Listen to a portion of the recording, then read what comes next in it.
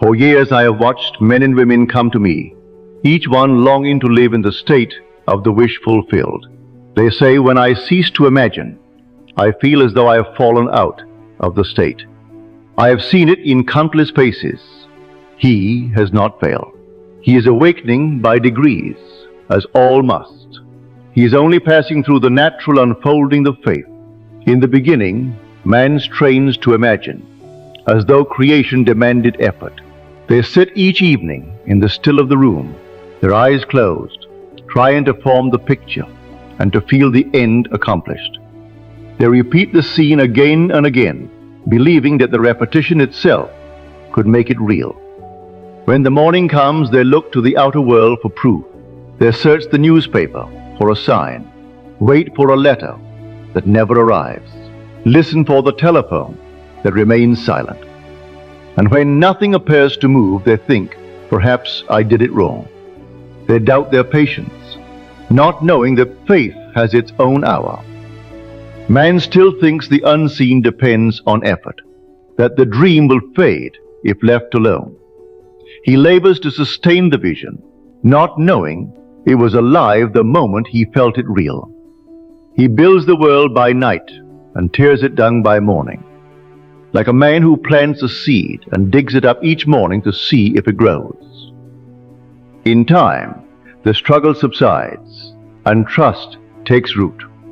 He remembers more easily, he feels it more often, but still he looks for confirmation. He listens for footsteps at the door, for the letter in the post, for the friend to mention his desire in conversation. He believes, yet he measures. He says it's happening, and then, why hasn't it come? It is the hour when faith wrestles with the evidence of sight. Here man learns that faith moves first, and reason follows to explain what has happened. He must trust the unseen cause, even when the facts have not yet aligned. For the outer world has never led, it only follows. And one day, without effort, a change takes place. For he has come to see that imagination was never an act, but his very being. He ceases to perform imagination. He begins to live from it. He no longer waits for the letter. He walks as one who has already received it. He no longer wonders when. He knows it is now. He speaks differently, not to persuade others, but because the end has become his language. The world may look unchanged, but he knows the play is already written.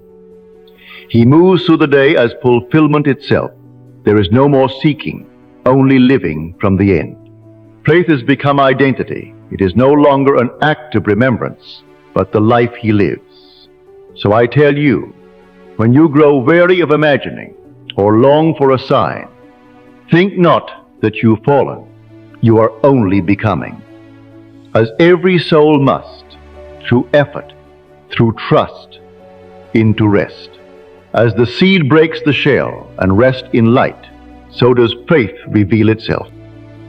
Once the state is assumed and felt as true, it must objectify itself. There is no power in heaven or on earth that can prevent it. When you find yourself seeking proof or wondering if the act was complete, do not argue with the doubt.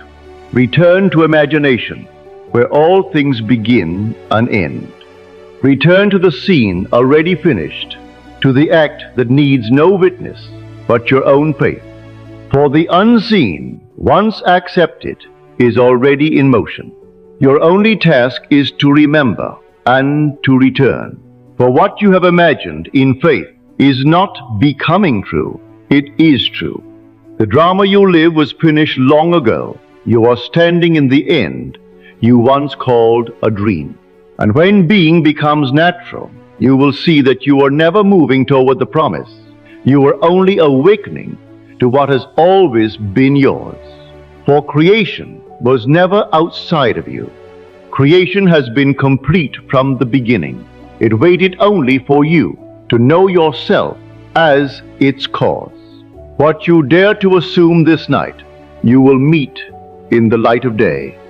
Therefore walk now in the certainty of the end and call it done.